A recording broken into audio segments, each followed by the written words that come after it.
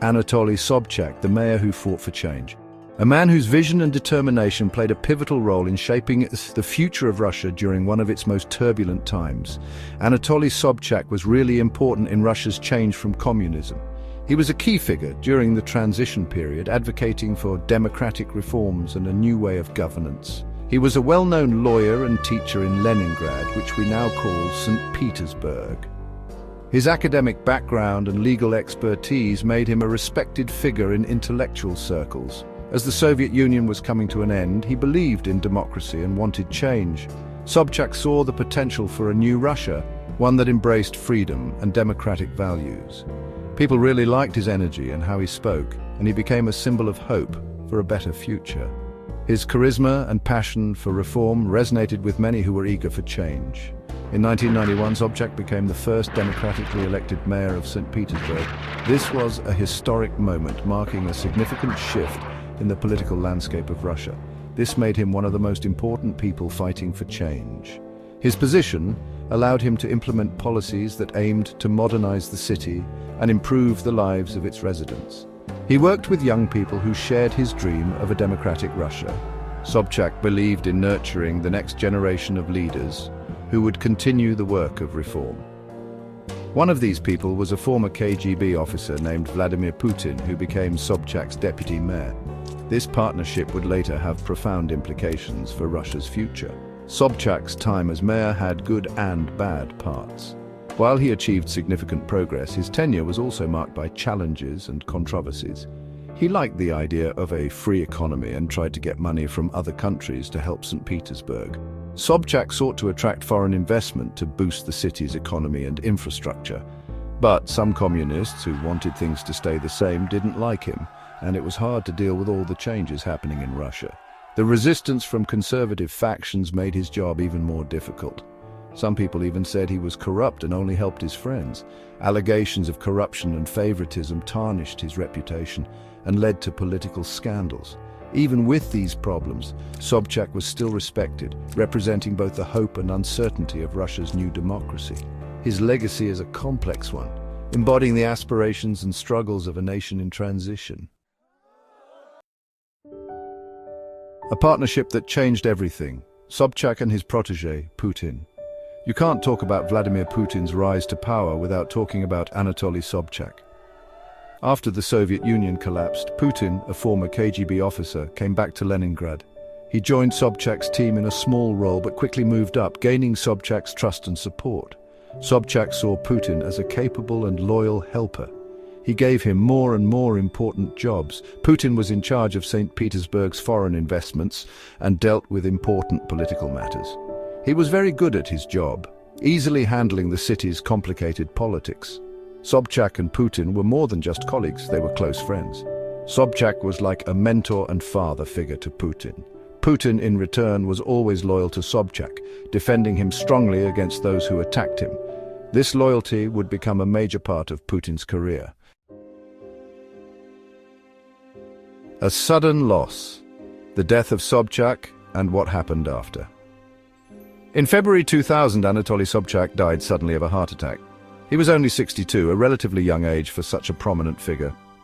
His death shocked everyone in Russia and left a big hole in the country's politics. People were stunned and couldn't believe that such a pivotal figure was gone. Sobchak's death was a huge loss for those who wanted democracy in Russia.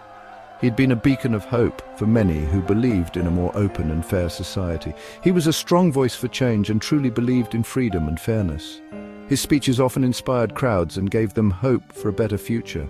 For Vladimir Putin, Sobchak's death was like losing family. The bond they shared was deep and personal. He lost a mentor, a friend, and someone who supported his career. Sobchak had been instrumental in Putin's rise in politics. Putin was devastated and reportedly refused to believe Sobchak had died at first. The news hit him hard, and he struggled to come to terms with the loss. He insisted on personally bringing his mentor's body back to St. Petersburg for burial. This act showed the depth of his respect and loyalty to Sobchak. Sobchak's death happened at a crucial time for Putin. It was a period of significant political transition in Russia. He had just become prime minister under President Boris Yeltsin and was becoming a well-known politician. This new role came with immense responsibilities and challenges, but he didn't have much power on his own, and most Russians didn't know who he was. He was still relatively unknown to the general public. Sobchak's death would significantly change Putin's life, pushing him closer to the center of power in Russia. It marked a turning point that would shape his future and the future of the country. A quick rise to power, from temporary leader to supreme leader. After Sobchak died, Putin's career changed dramatically. President Boris Yeltsin, who was becoming less popular and was sick, resigned on New Year's Eve, 1999. He made Putin the acting president. No one expected this, and suddenly everyone knew who Putin was. Just a few months earlier, most Russians didn't know him, but now he was the most powerful person in the country. He quickly took control, using the sadness from Sobchak's death to his advantage. He presented himself as a reliable leader, someone who could guide Russia through uncertain times. In March 2000, Putin easily won the presidential election. He promised stability and to make Russia strong again. People were tired of economic problems and political confusion, and they liked what they heard. Putin's victory started a new chapter in Russian politics, one where he became more and more powerful. A change in direction, moving away from Sobchak's liberal beliefs. As Putin became more powerful, he started to move away from the ideas of freedom and democracy that his mentor believed in. Sobchak wanted democracy, free speech, and a fair legal system. But Putin's way of ruling was very different. Under Putin, things became less free. The courts were controlled by the government. The media could only say what the government allowed. People who disagreed with Putin were silenced. Anyone who spoke out against him was intimidated or punished. This shift towards a stricter government was the opposite of what Sobchak wanted for Russia. Sobchak wanted Russia to be part of the West, a country with laws that everyone followed. Putin's Russia became more focused on itself and suspicious of the West. The tightening grip of power, how Putin took control. Over the next 20 years, Putin made sure no one could challenge him. He got rid of anything that limited his power. He made sure the Kremlin controlled everything. People saw him as the all-powerful leader essential for Russia. Putin's rule has been a mix of silencing those who disagreed with him and making smart economic decisions. He stopped anyone from speaking out against him and crushed any political opposition. He used the money from Russia's oil to make the economy better. He made Russia important on the world stage again. But this stability came with a price.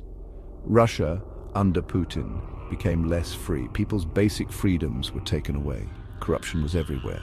The political system became rigid and unchanging. A forgotten vision. Sobchak's ideas in Putin's Russia. Anatoly Sobchak's dream for Russia is very different from what we see today. He envisioned a nation where democracy flourished and the rule of law was paramount. Sobchak wanted a democratic Russia where laws were followed, which is the opposite of the strict system Putin created. Sobchak's vision was one of openness and transparency, a stark contrast to the current political climate.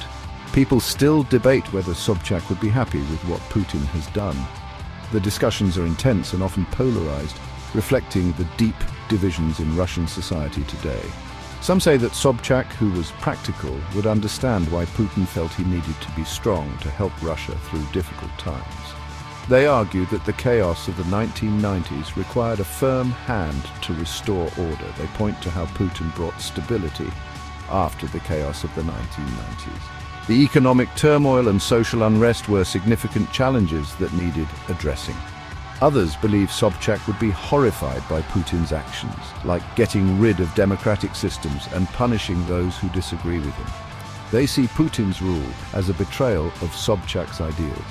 No matter what side you're on, it's clear that Putin's way of ruling goes against everything Sobchak believed in.